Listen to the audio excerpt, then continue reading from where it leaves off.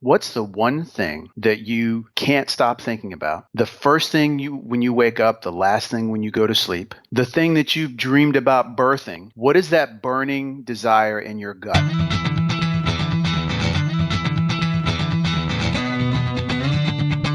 And now, it's time once again for the show that gives glorious voice to 25 million business owners across the fruited plain. Radio Free Enterprise with Frank Felker.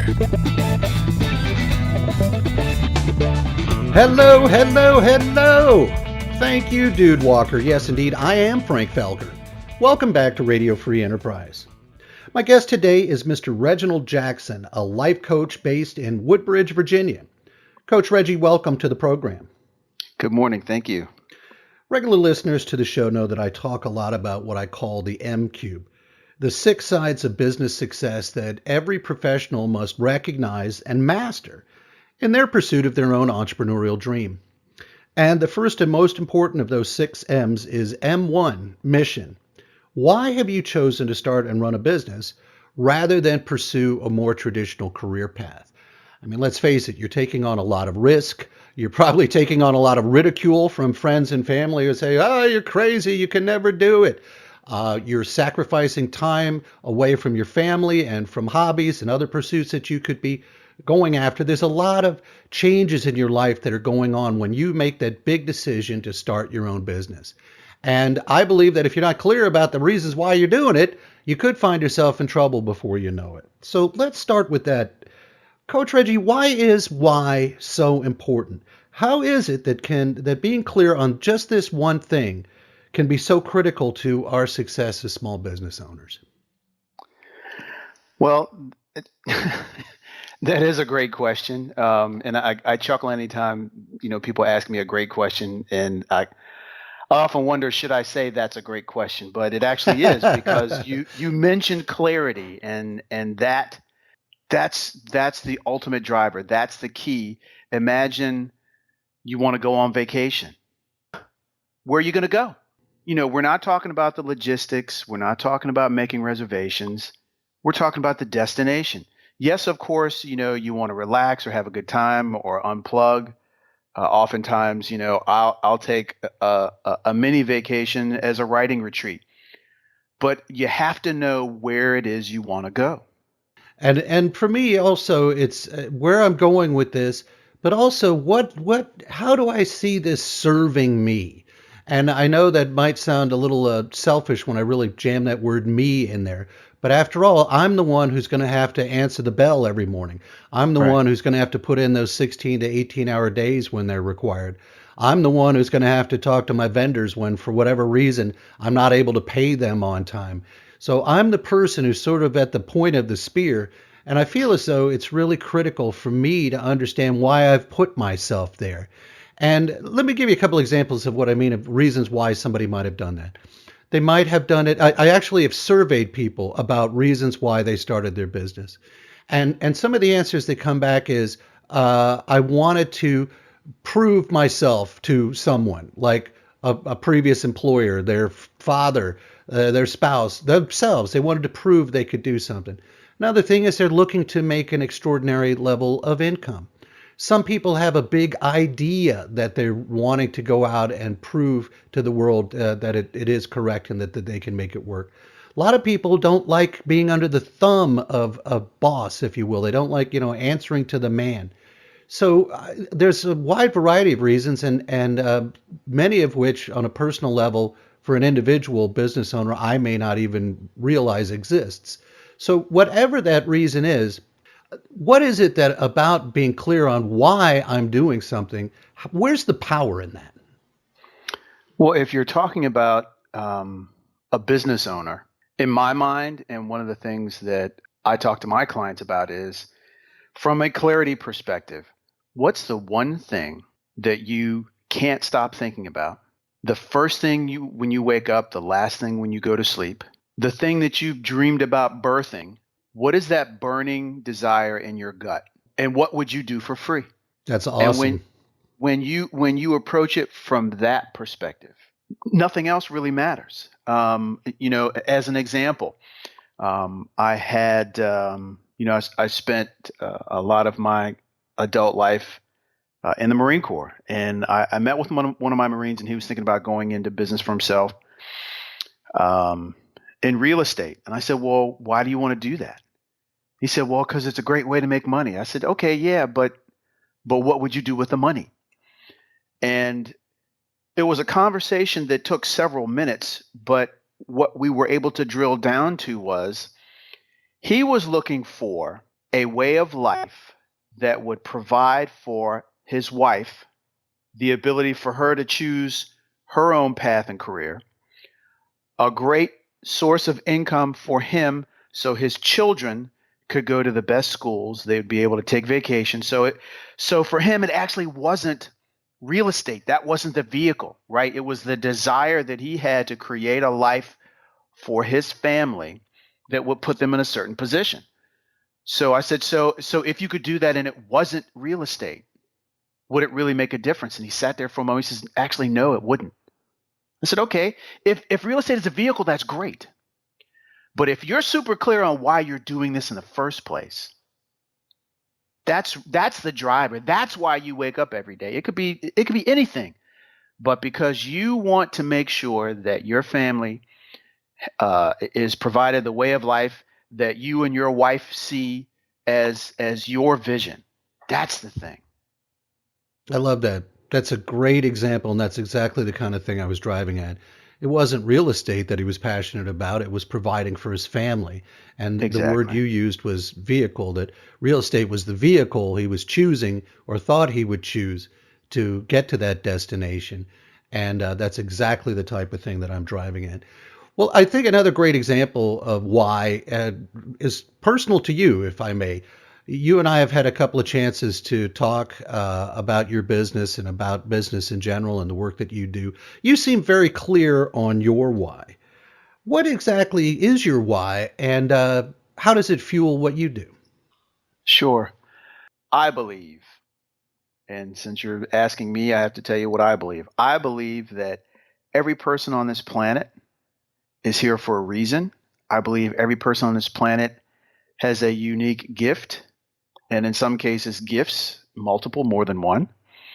And when you are able to give to the world that gift or those gifts, that is the ultimate reason for your existence, in my opinion.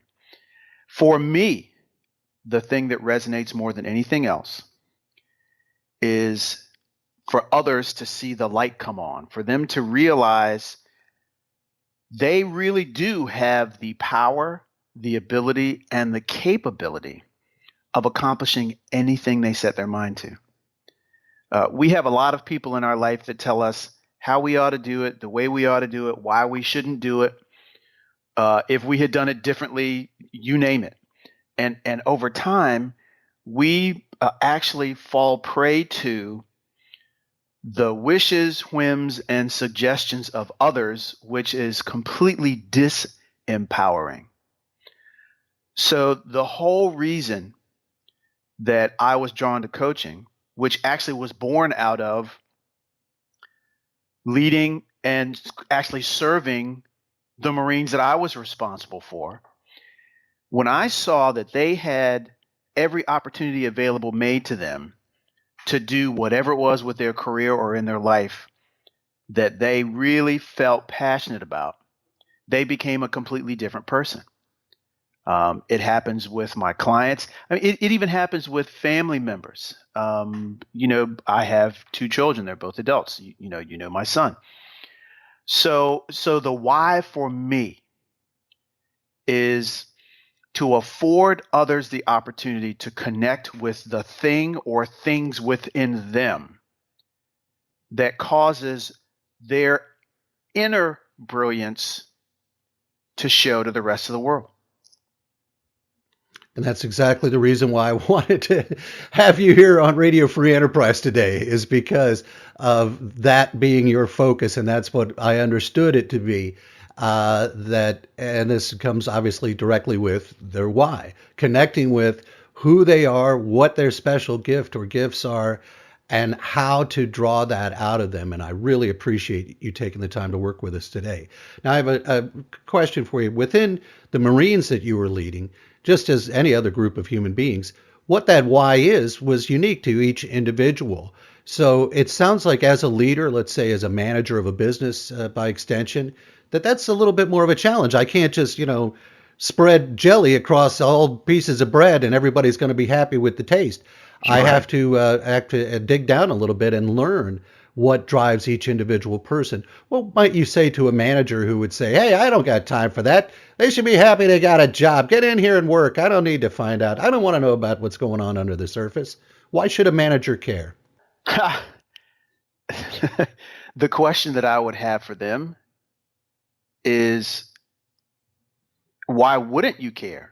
Now, that may seem a little challenging, but the reality is, if your idea is that people, or if your position is that people should just be happy because they have a job, do you even know why they're working in the first place? What is it that causes them to show up?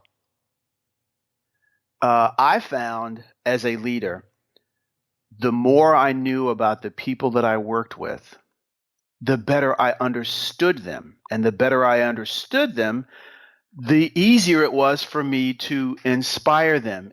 And I treat inspiration and motivation completely different. So inspiration in my mind is what takes place within you. And I can't spark that, right? I can motivate you to a certain extent, but it's like water. It will eventually evaporate. But if I'm able to inspire you, then I connect with what is within you, that is a constant ember, that every time we either get together or you have a thought or you reflect on a conversation, or if I'm fortunate enough to be able to connect with you in such a way that you then are able to, whenever you're ready, to ignite that ember for that inspiration, then you'll go on to do great things wherever it is, wherever you are. Oh, that's just wonderful. I love that distinction that you made between motivation and inspiration. And I also like the analogy of water evaporating. A guy that I know refers to the effect that perhaps a motivational speaker has on someone as ether that wears off, over the next 12 to 24 hours. And the attendee at the seminar, at the motivational seminar, wakes up the next morning and goes, "What was that guy talking about?" Right. Yeah. Anytime someone asks me to speak to their group, the first question I ask is, what do you want them to walk away with? You're having me come to speak to your group for a reason. What is that? So if they're not clear on, oh, I want you to talk about so and so. Okay, why? Because once I leave, you're still with them. So what can I leave with them that then becomes, the tools, the tips, the whatever, the inspiration for them to do something different? Because that's why you have me there. It can't be to just check a box. So let's talk about that first. And typically what I find is most people aren't prepared to answer that question. No, no, they're not. That question why is, and it's funny because that's what a little kid will say, why, but then also I believe you and I had talked about the 6 levels of why or something like that, that as you continue to ask that question, you finally get down to the real essence of what's driving somebody's behavior. Exactly. Now, if you would speak a little bit more about how you came into this line of work, it clear to me at least, this is your sparking ember, your why is to help others get in touch with theirs. But what was your aha moment? Tell us a little bit more about your background in the Marines and elsewhere, and whether it was all at once or little by little, how it became clear to you that this is what your mission in life was. Sure. It did become clear over time. And to be perfectly honest, it very well may have been clear much earlier, but my willingness to accept it took a bit longer to come about. But the short answer is I had attended a continuing education class in leadership, and the instructor was talking to someone over a break, and he had mentioned this coach training program.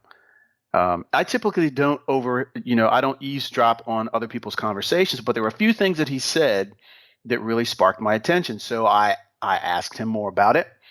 He invited me to this coach training program.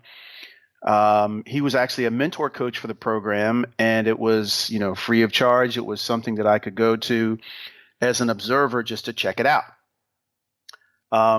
That was 4 years ago. I still have the notes that I took from that session, which is how impactful it was. But just the whole coaching process was something that I had done throughout most of my career in the Marine Corps, but I didn't realize that's what I was doing. I've always had people, and I remember as far back as high school. I feel like I can tell you anything. It's so easy to talk to you. I feel like I've known you all my life. That one conversation we had made such a difference. And it was just me being me. And then when I actually went through this coach training program and began to be introduced to coaching methodologies and actually right now, I'm pursuing my PhD in industrial and organizational psychology, focusing on leadership development and coaching for that very reason, because of the passion I have for the thing that I do. I wanted to be a life student of it, to understand it better so that I could be better equipped to work with people who are searching for that why, or who have a business it's struggling, or they have a business that's going well and they're ready to take it to the next level. One of my mentors, a family member and also a Marine, one of the first Marines I ever met was my mother's brother. And he said, "You're never too old to learn, and you should always be learning something." So I could pick up the phone right now and call him, and he's probably enrolled in some class at a community college to learn something. So education and always being willing to learn and being willing to being open to new things, is what allows you to grow. Because when you open yourself up to accept more, as you learn more, you then become more. I think that's a really important verb, opening oneself, opening your mind, opening your heart, and being available to whatever that new information, new idea, new feeling, new direction might be. And so many of us are not open, but it's of our own doing. We close our mind, we close our heart, and we prevent ourselves from moving forward. And we prevent ourselves from listening to that still small voice that might be telling us, "Hey, pal, this isn't for you. You need to look over this way instead." And that's one of the things. So I wanted to at least right into my next question, which is, what are the words you, obviously, as you say, you have a natural affinity for this. You're now learning more, get formal training and so forth. What are the words that you hear someone speaking that are like a trigger, a red light that tells you, "Ooh, this person is out of alignment with their own why. I could help them. They're not clear on their why." What are the words we might hear ourselves saying, or we might hear a loved one or coworker say that would trigger that in our perception? Another great question. So because I love language, and the words that we use communicate thoughts, feelings, and expressions oftentimes that we're not even aware of. So when I hear people use words like hope, might, probably, those are the squishy words that really don't speak to any type of declaration. I hope things go all right. I'll probably give you a call at such and such a time. We'll give this a try and see how it works. So any type of language that's non-committal, Because if you're not declaring what it is you are doing or what you will do or what you are doing, then subconsciously it gives you a back door. So if Ah, it doesn't work, hey, I said I'd try, or I might. See, to me, and this is one of the things that I stress to my clients and just people that I talk to in general. Anytime you're not willing to commit, there's a reason why, right? Going back to the why. And if you never investigate why you are so hesitant to commit, that is one of the primary reasons why people don't move forward. That's why they don't accomplish the things they want to do. That's why they wind up in that grind, that rut. I'll give you a prime example. If you say, I hope it works out, what does that really mean? For most people, I hope it works out. They have completely removed themselves from having any influence on the outcome. Think about that. I hope it works out means it's all in the hands of fate, not me or anything I can control. Right, right. Now, that takes us to another topic that dovetails into this. There are things within your control and there are things that are out of your control. For the things that truly are out of your control, the weather. We have no control over the weather. However, we do have full control over how we approach our position in life as it relates to the weather. We can't stop it from raining. We can't stop the wind blowing. We can't keep it from snowing. But we can certainly take full responsibility and can be completely empowered as to how we show up, how we approach life, not in spite of the weather, but because of the weather. So if it's raining outside and you need to go someplace outside, it sounds like common sense, but you would dress yourself appropriately, perhaps. Take If responsibility for taking an umbrella. Exactly, or a raincoat or whatever, or maybe you don't even care that it's raining, right? But the whole point of the matter is, take something that's even less control, like a sport, right? So you want to make sure that at least your body's in shape. If there's any equipment that you need to protect your body, right? Like kids are playing soccer, so they wear shin guards, or if you're playing football, you're wearing a helmet and your pads, things of that nature. You are preparing yourself for the things that could occur. And when they do occur, you just take full responsibility for how you have made yourself an active participant. That's great. I really like what you've said there about taking responsibility. Something that's occurring like snowfall may not be your fault, but it's your responsibility to deal with it in whatever way you choose. And part of what dovetails into that is that our state of mind is really the number one thing which is within our control, irrespective of what external circumstance may come our way. Exactly. My favorite quote is by Henry Ford. He said, whether you think you can or you think you can't, you're right. I love that too. Let's give me an example if you can, and please, just you can just turn this, make a creature out of whole cloth, or you can refer to a specific person you've actually worked with. But can you give us an example of somebody who was struggling with connecting with their why, and how you dug down? You did earlier, dug down with somebody to help get them in touch with what their why was, and then what the outcome was for them as a result of getting clarity on that point. Sure.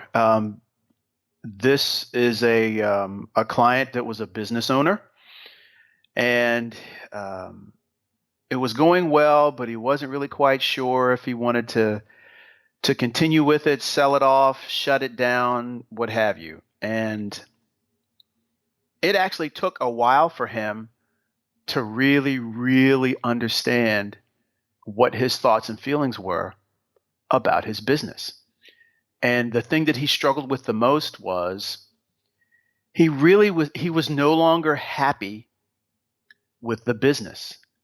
Yet if he shut it down or sold it, then to him that meant failure.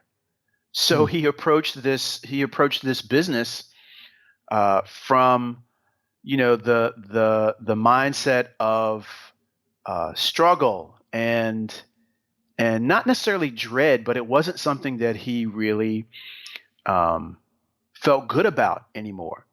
And he wasn't sure if he should sell it off and actually go back to the corporate sector or not. So he was pretty much torn. So through a series of conversations, reflection, and some occasional homework, he came to the conclusion that the business had run its course. The thing he wanted to accomplish, he had accomplished. There were other challenges that he wanted to pursue. So he decided to sell off his business and go back in the corporate space and feel good about it. That's awesome. I can't tell you how many business owners I've met who are in a very similar state emotionally.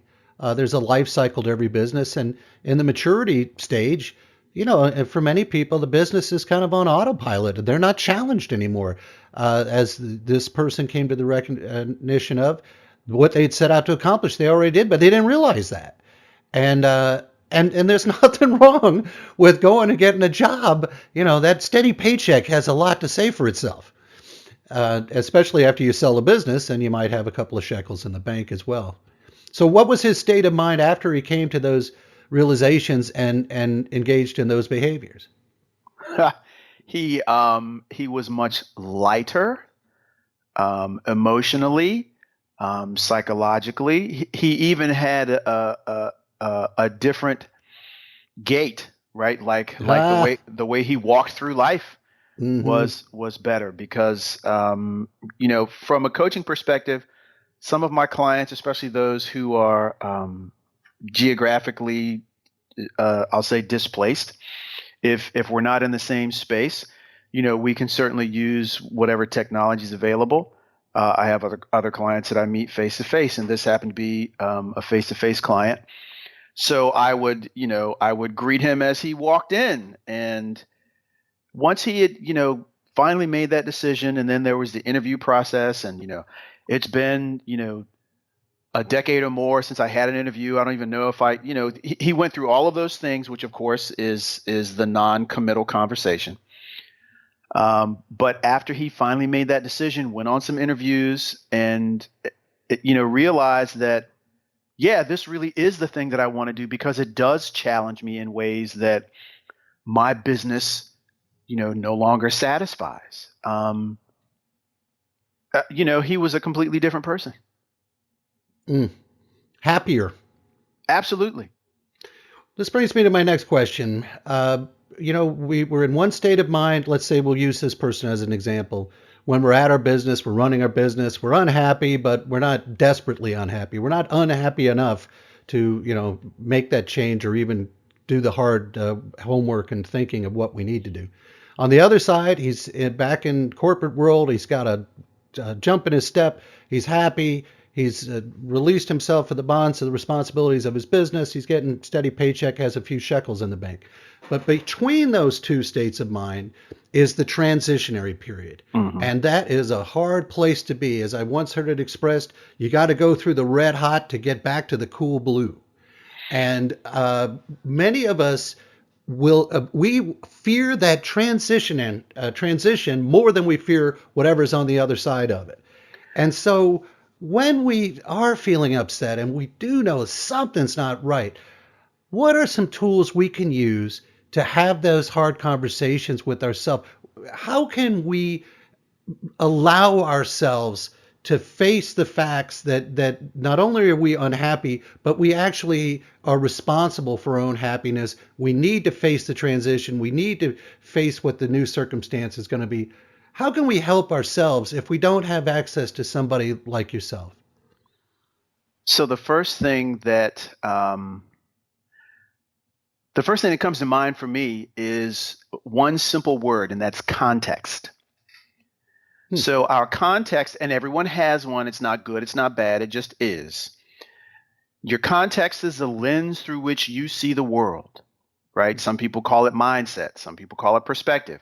So your context,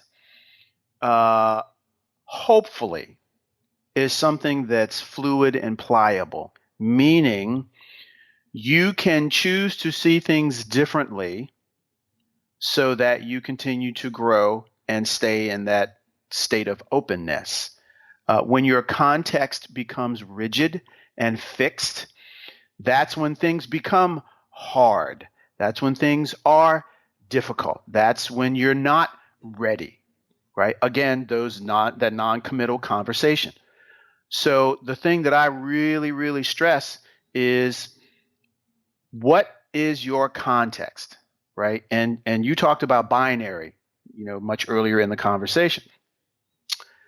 So either you see things as possible, or you see things as not or impossible, or something other than possible. So what if it were possible? What would be available to you? What things could you accomplish? That immediately begins a conversation of what I call possibility, where you really start to think about the things that could happen as opposed to the things that won't happen or can't happen or probably won't happen. So some of the things that come to mind for me where context is concerned is, how are you looking at it now, and does that serve you? And if you could look at it differently, what way would that be? And then when you discover another way to look at it, how does that turn out? That's great. That's great. And it all, though, still comes from within us. We have to make that decision to look at things a different way, and so forth. And you just can't get blood out of a stone. If somebody's unwilling to change their context, I don't think you're going to be able to beat that perspective into them, although we often feel like we'd like to. Well, and that's one of the powers of coaching is, I always want to draw the distinctions between different professions that people may sometimes mix or confuse with coaching. So coaching is not fixing, because from a coaching perspective, there's nothing broken. So you have consulting, therapy, and coaching. With consulting, you're the subject matter expert. You come in, you make an assessment, you give a plan, you may execute it yourself. You could have someone, that's a flooring expert, right? So they are a consultant. They're going to tell you the different types of materials there are, how it can best fit your use, so on and so forth. That's not coaching. You may have, a therapist, psychiatrist, someone who is a subject matter expert in different types of behavior, where there may be some trauma or something that needs to be addressed, right? Maybe something psychologically or emotionally is broken. So they're the subject matter expert that's going to help you resolve any of those issues that could be holding you back. Whereas coaching is completely in the future. Coaching is completely voluntary. If you're not hungry, and I keep shoving food in your face, you're eventually going to get pretty upset with me or walk away or something. But if you are hungry and you're not quite sure what it is you want to eat, but you do know you need to satisfy that hunger, then green light, that lets you know that you could possibly be open to coaching. Wow. Plus, the coach is not the subject matter expert. You are, because nobody knows you better than you. Now, there are some coaches who provide, a consulting type of service in certain situations. And if I have a client that asks that of me, I make sure they understand when my coaching hat is on and when my coaching hat is off. Because I'm not going to sit around and just tell you what to do, because then guess what? That takes away all of the responsibility. That takes you off the hook. When it's an idea you come up with, or if it's something that you decide to execute, guess what? You take ownership of it. It becomes empowering to you. It ignites the passion. And then that's what drives you to move forward to the next thing. I can't believe we've actually run through the time we've allotted to talk today.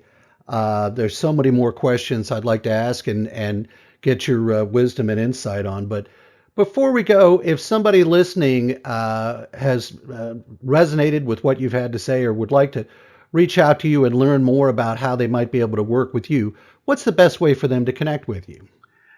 The best way for someone to connect with me would be to email me at reggie@jscoaching.net. So that's my first name, Reggie, at jscoaching.net. Well, Coach Reggie Jackson, thank you so much for joining us today. Thank you for having me. Thanks again to Coach Reggie, and thank you for listening. We return you now to the leader of the free enterprise system, broadcasting from the capital of capitalism. Here is Frank Felker in Washington, D.C.